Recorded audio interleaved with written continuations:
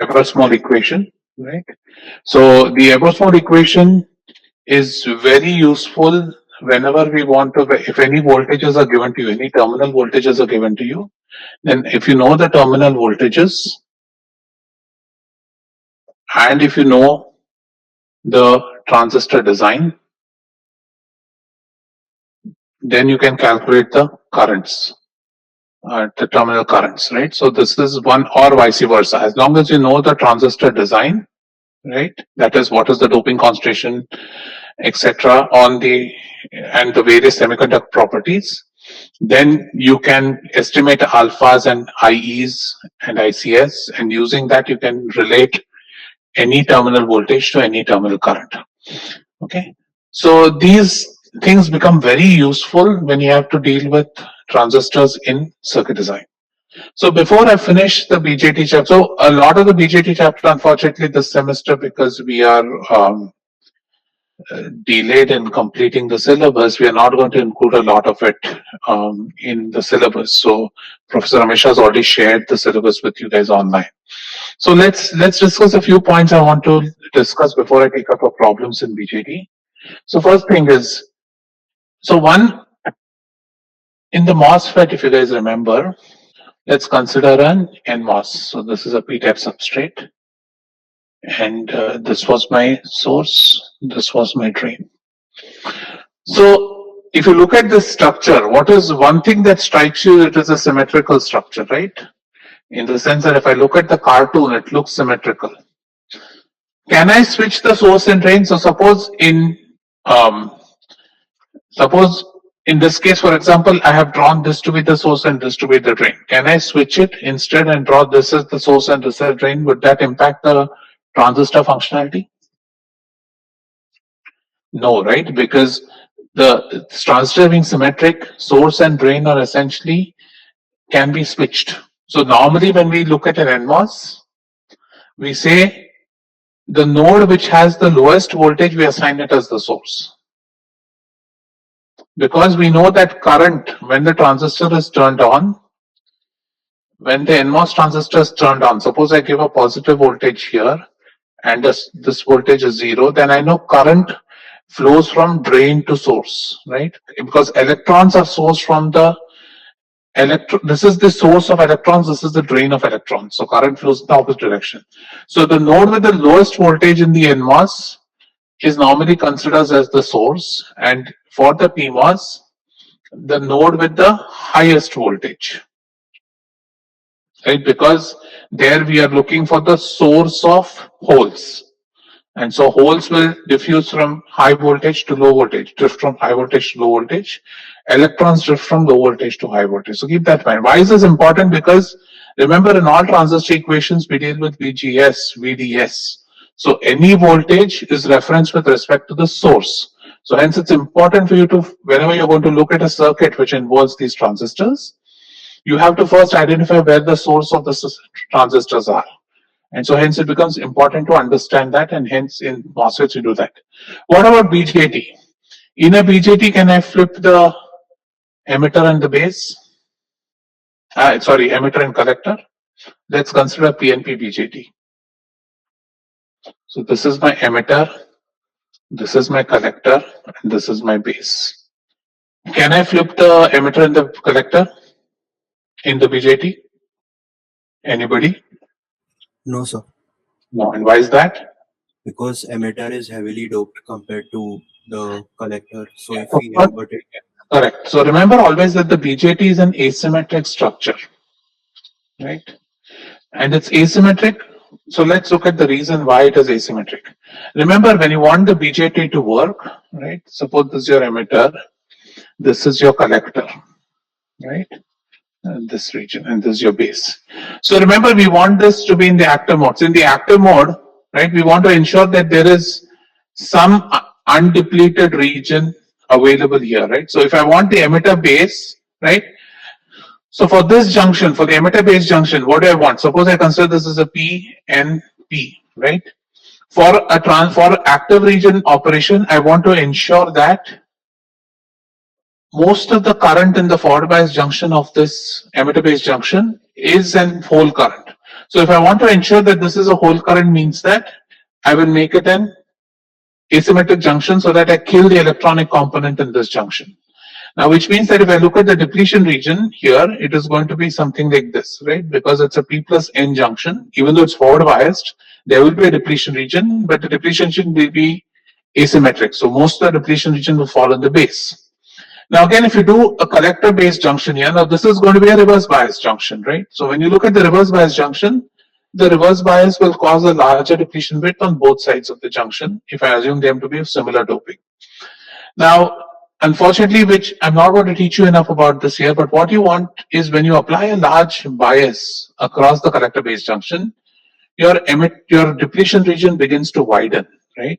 But you want to ensure that at no point does this depletion region come so close to this depletion region that the base loses its impact.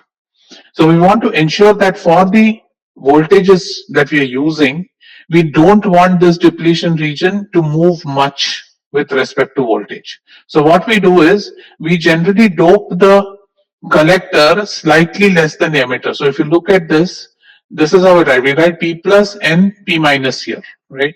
So what that means is that in this junction, we will ensure that most of the depletion region is pushed into the collector. That way, this edge does not move much with the applied voltage. So what you essentially see is that your BJT structure unfortunately looks something like this. So it is an asymmetric structure.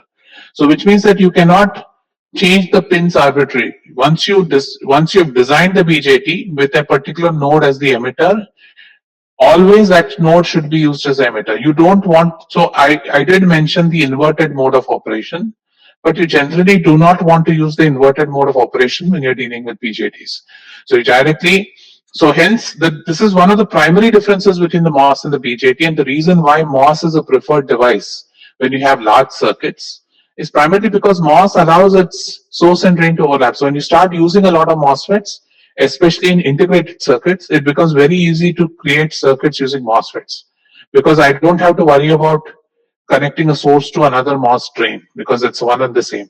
Whereas in the BJT, I have to always ensure that if I can't connect a collector to an emitter, for example, because this has to always be in the same piece of silicon. So I have to make two separate BJTs and connect them together. So generally what happens is when you want to integrate devices, it turns out that integrating BJTs becomes harder than MOSFET. So MOSFET generally preferred for high density circuits. And finally, the last thing before we switch to problems, I want to mention is that remember the BJT has a reverse bias junction, right? Which means it has high electric fields. So you have to worry about breakdown in the BJT. You can read more about it in the textbook, but basically the breakdown of the BJT causes some weird effects. And so whenever you have a BJT with high fields, you have to keep in mind breakdown. The common mode of breakdown in the BJT is the avalanche mode of breakdown. So what is the avalanche mode? Anybody remember from PN junction? What is the avalanche mode of breakdown? So when the electric field is so high that electrons are pulled out from the lattice. Yeah, so if you remember, if you had an electric field like this, right? If this is your PN junction, right? What happens is that an electron can fall. And as it falls here, the amount of energy it loses to the lattice can be equal to the band gap energy, right? So if it gives up a band gap energy to the lattice, this causes the lattice to create more electron and hole pairs, right? And even these, as they move through the field, they can gain energy and cost. So this is a positive feedback process and it's a runaway process. So avalanche is a runaway process, right? So keep in mind that when you're using BJTs, you need to ensure that you stay away from the breakdown voltage of the device. And again, because we have two junctions, we talk about the breakdown voltage of the collector base junction when the emitter is open, or the breakdown voltage of the collector emitter node when the base is open. So normally, because we normally deal with BJTs in either a common emitter or a common base stage. So these are the two breakdown voltages you'll normally see when you look at a data sheet of a BJT. Okay. So again, these numbers you have to keep in mind and ensure that none of your operating voltages are above the breakdown voltages of the device. Again, like the PN junction, remember breakdown is intrinsically not a bad thing, because a semiconductor, it's only a matter of electrons and holes, right? So a semiconductor breakdown is not a bad thing intrinsic to the semiconductor. However, the problem what happens is breakdown leads to high currents. And when you have high currents flowing through components, then whenever you have a plastic casing, or if you have like a soft metal like aluminum or solder, so like if a large current flows through a solder, then the solder can melt because of heating, and the solder can essentially break, right? And when the solder breaks, basically you're creating an open. So the problem with high currents is not intrinsic to the semiconductor, but rather because of the packaging and what is extrinsic to the semiconductor. And if those things get damaged, then essentially your chip will, your board gets damaged, right? So normally when you think of breakdown, the breakdown causes irreversible damage to what is being connected outside of the main semiconductor component. And that is the reason why we tend to avoid breakdown or stay away from the breakdown voltage as much as possible. Make sure you have enough buffer when you're using these devices. Okay. So with that, I have completed the syllabus for the course this semester. Again, please read the textbook. If you have any concerns, obviously you can reach out to me. So what we want to do is I had 3 problems in the tutorial last week, which I was not able to complete. So I'm going to do those with you right now. And these are BJT problems because we have not done BJT problems before. So the first question says that consider a symmetrical P plus N P plus BJT that has the properties given below. So this is your emitter material properties. These are your base material properties, right?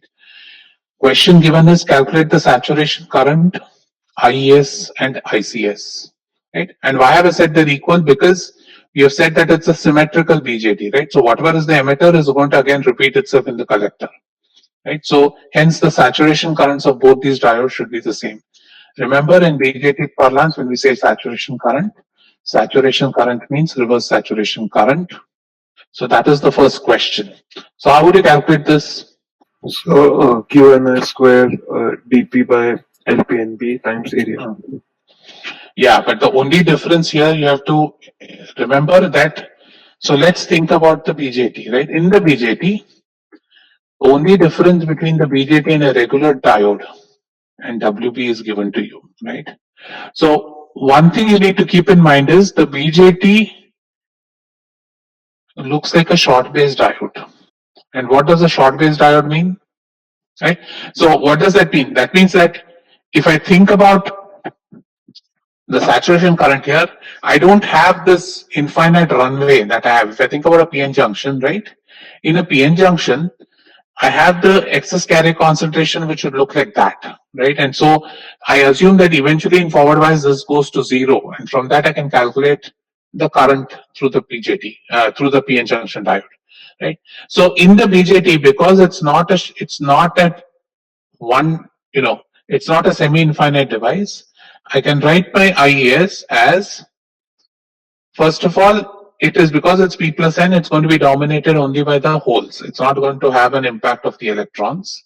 So it's QA dP by LP. Again, look back at the derivation we have done, PN naught cot H WB by LP. Right. So again, whenever you look at the BJT, you also always want to compare these two properties. Remember, it's WB and LP in the case of a PN junction, in the case of a PNP, right? That is, you want to compare the base width to the diffusion length in the base, right? And you want to ensure that you design a transistor that this is much less than 1 for a good BJT. Otherwise, you'll end up getting an alpha number which is not equal to around 0.99. So you'll get an alpha number which is close to 0.9 or something, which means your beta is going to be very small, right? And so now if I make the approximation, so you can calculate W. So WB is given to be, where is it? WB is given to be 1 micron, right? Knowing mu p and tau p, you can calculate what LP is, right? Because mu p gives you dP tau p under the square root gives you LP, And so what you'll see here is that the LP is going to be much larger than WP. So what I'll do now, I'll make an approximation here that WB by LP is much less than 1, right? Which means my cot H of X for X much smaller than 1 can be written as 1 by X. So then my IES becomes QA dP. This is by LP, that becomes LP by WB. And so this becomes QP by dP by WB PN naught, right? So remember again, the key point between the BJT and the PN junction diode is the fact that the PN junction diode has this long semi-infinite region which allows you to ensure that all the minority carriers are going to get recombined. Whereas in a BJT, because this length is reduced, it should not, you don't want the BJT base to recombine all the forward bias carriers. If it does that, then essentially it's no longer a BJT, right? So calculate IES, and IES will work out to around 0.42 picoamps. Now let's look at the second question. The second question states that with VEB equal to 0.3 volts and VCB equal to minus 40 volts, calculate the base current assuming perfect emitter injection efficiency. So first question is, what region of operation is this BJT in? Active. Active. And why do you say that? The EB is forward bias, CB is reverse bias. Very good. So because EB is forward bias, CB is reverse bias, you know it's an active region. So if you know it's an active region, you can go back to our equations that we derived a few classes ago. Oh no, that wasn't the class I took from home. So if you look at the equations we derived from that, we will get the base current can be written as QA dP by LP delta PE tan H of WB by 2LP. So when I say if I say assuming perfect emitter injection efficiency, what is the value of gamma? 1. 1. Right. So all we have to now worry about is IB, gamma is 1. So again, you can use the approximation that WB by LP is much smaller than 1. So WB by 2, tan H of X becomes X. And so this essentially becomes QA dP WB by 2LP squared times delta PE. How do you find out what delta PE is? What is delta PE? Exponential of Q VA by KT. It's going to be PM Minus naught exponential of QVA by KT minus 1, right? And everything is known to you because you know the doping concentration in the base, you can calculate what PN naught is, right? Tau P is given. dP can be calculated by knowing mu P, right? So while dP by mu P is KT by Q, so multiply KT by Q into mu P, you'll get what dP is, right? WP is given to you. So with everything given to you, all you have to ensure area is also given to you, right? So the only catch on these problems like this is, if you look at the base, we will give you both the mobilities, right? So you have to make so in this case, I made it clear, I've given you tau P and tau N. I could have also given you both tau P and tau N for both regions. So you have to ensure that you pick the right parameters when you're solving circuits, problems like this, right? So once you have all these, remember all these are for holes in the base. Because this is a PNP transistor, we're looking at holes in the base. So your IB works out to, again you can check my calculations later, will be around 1.9 picoamps. Right? So that's going to be your IB. Remember, IB is going to be a small quantity. In a well-designed BJT, your IB should be small. Then what is the next question? The next question now says calculate the base transport factor, gamma and beta, assuming that the emitter region is long compared to Ln, right? So what I'm saying is that we can assume that this diode, the emitter, base and collector, we can assume that this is one dimension, that is infinite in this direction, which means that all the electrons that come from the base into the emitter have enough time to recombine. So let's talk about the base transport factor. So the base transport factor is given by what? what is the total collector current due to holes divided by the total emitter current due to holes, right? So basically I want to know how many holes, how much, what is the percentage of the current that entered as a hole current, what percentage made it out to the collector, right? And this works out to secant h of, what was it? Secant h of WB by LP, right? And then remember the approximation on secant h is different. Secant h x will be 1 minus half x squared. So those approximations are again Taylor series are given in a textbook. So keep that in mind. You can also type this into calculator and get the right answer, but those approximations make life easier. So this is 1 minus half WB by LP the whole squared, which works out to, right? So this is, so out of, so if 1000, if my so look at the base transfer factor, it's a it's a number which is very close to 1. For a good BJT, you want that. You want your base transport factor to be as close to 1 as possible. How do you calculate gamma? That is the emitter injection efficiency. Remember, emitter injection efficiency, you just look at this current, right? So this is going to be basically IEP by total IE. And from that, you'll calculate it to be 99885. So again, when you're doing these calculations, go a couple of 4 or 5 digits away from the decimal, because for a, again, as I said, for a well-designed BJT, these numbers are going to be very close to 1. So if you make approximations at this stage, your beta might vary like crazy. So always, keep these numbers at least to 4 or 5 decimals. And then your alpha. What is alpha? Now that I know B and gamma, what is alpha equal to? Yeah, products. Yeah, B gamma.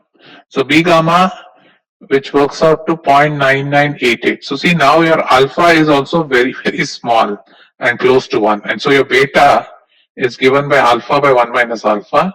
And see, this is where, so if you approximate this as 0.99, this 1 minus alpha becomes 0.01. And 1 by 1 minus alpha becomes a large number. So as you keep approximating this, you'll start creating errors in beta. And so your beta works out to around 832. That's a pretty huge number, right? So this is saying that, so now if I ask you, what is IC? So if I extend the question now and ask you calculate IC, how would you calculate IC? Suppose I find IC. So IC by IB equal to beta. So beta times IB, right? And so you see, basically it goes from 1.9 times 832, right? So this will be in many nanoamps. So the ratio between the two is almost 3 orders of magnitude, right? So keep that in mind.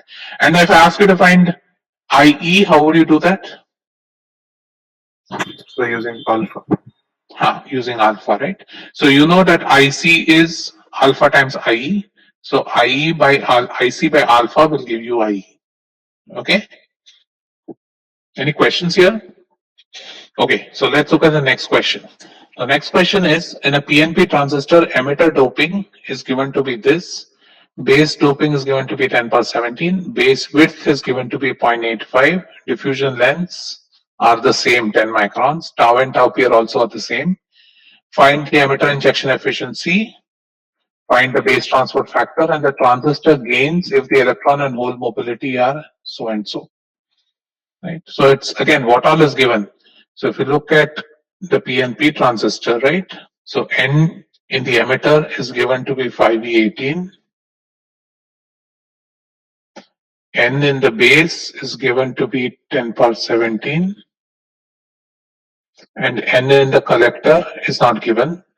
So that's not given. What is also given, WB is given to be 0.985 micron, right? And then LP equal to LN equal to 10 micron, tau p equal to tau n equal to 100 nanoseconds. You're asked to find gamma, you're asked to find B, and then transistor gain. So alpha and beta, and you're also given mu p equal to 1250, no, what? Mu n equal to 1250 centimeters squared per volt second, and mu p equal to 450 centimeters squared per volt second. So again, let's start. First thing is gamma. How do you calculate gamma now? Remember, gamma is again given by the, how much of the emitter current is the whole current. So IEP divided by IEP plus IEN. And this can be written as 1 by 1 plus LP N NN mu NP by ln P PP mu Pn times tan H of WB by LP. Right? Again, what is LPN? It is the whole diffusion length in the n-type semiconductor. This is the electron diffusion length in a p-type semiconductor. This is the electron mobility in a p-type semiconductor. This is the whole mobility in the n-type semiconductor, right? And this is for the emitter-based junction. So again, if you calculate gamma in this case, gamma works out to point. Again, everything is known here. You know everything in this equation. All you have to do is plug in the numbers, and you'll get your gamma to be 0.99456. Again, as I said, whenever you're doing BJT calculations, go slightly longer in the number of decimals you have. And then once gamma is given, if I want to calculate B, same logic like the previous question, right? Base transport factor is given by what? Secant H. It's given by secant H of WB by LP, which works out to 0.99515. So once gamma and B are known, alpha can be written as B gamma, and alpha works out to 0.98974, and so beta works out to alpha by 1 minus alpha, that works out to 96.7. So you see immediately, right, this is 9897, your beta went down to 96. In the previous case, your alpha was 9988 and your beta went up to 832. So that's why it's important to keep these numbers, because these alpha, gamma, B are all very close to 1. So keep them as distinct as possible so that you can get a beta number which is close to the answer. Any questions here? These are simple formula substitution. So let's look at the final question. I have a silicon PNP BJT at 300 Kelvin that has a uniform doping of 1E18 in the emitter, 1E16 in the base, and 1E15 in the collector. Now, I've introduced a new term here, metallurgical base width. Anybody, can you just tell me what is the meaning of a metallurgical base width? So the junction to junction width. So remember, and is that the same as WB when we've derived the expressions? So always keep in mind that in the BJT in the active mode, right, this is your depletion region. So in all the formulae that we've used for the BJT, this is WB. That is from the end of this emitter depletion region to the end of the collector depletion region. So your metallurgical base width, on the other hand, as somebody mentioned, is the total distance between the junction. So always remember WB, which is used in the formula, is going to be less than the metallurgical base width. So how would you calculate the WB? Suppose suppose that's what we're going to do. Now in this case, we're asked to find what is the peak electric field in the collector-based junction and the collector-based depletion capacitance per unit area for normal biasing. So when I say normal biasing, basically I'm assuming that's an active mode. That is, emitter-based junction is forward biased. When a collector-based bias of 30 volts. So when I say normal with a collector-based bias, you should assume that it's a reverse bias collector-based junction, right? So what has it been asked? It's said that VCB is equal to minus 30 volts, and you've been asked to find what is the maximum electric field in the CB junction, the capacitance in the CB junction, right? So how do you go about finding this? Doping is given to you, right? So this is a PN junction. You guys have done PN junctions, right? So from this you can find what VBI is KT by Q ln NC NB by Ni squared, right? So from that you can get your BVI to be 0.635 volts. Now given this bias condition, you can calculate what the depletion width of the CB junction would be. And that will work out to, so all this you guys know how to do, right? This is a PN junction which is reverse bias. So you can look back your PN junction chapter and look at the formula for the depletion width. And you can get the depletion width to be 6.5633 micron, right? So remember, this should also give you a clue. The total depletion width in this CB junction is 6.5633 micron. The metallurgical base width is only 1.2 micron. So now if I ask you what is WB, how would you calculate WB? So neutral base width narrowing, right?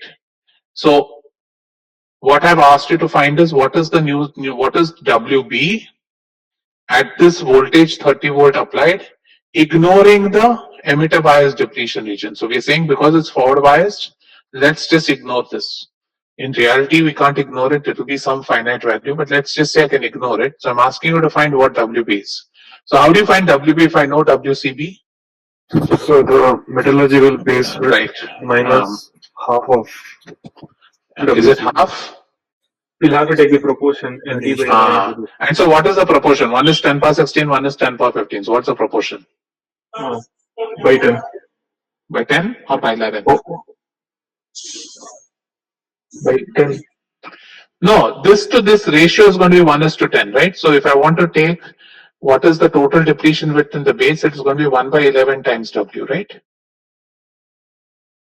NAXP, NAXP is equal to, sorry, NAXP is equal to NDXN, right? And XP plus XN is equal to W, right? So we are saying that XP is 10 times XN, and we're saying that XP plus XN is W. So if I want to find XN, XN is 1 by 11 times W. Everybody following?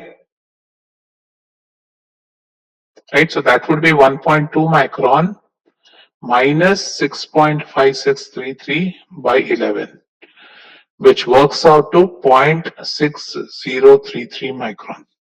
So you can see basically that even though you deplete your metallurgical base width, you built it to be 1.2 micron at a 30 volt bias, your effective WB is only 0.6033.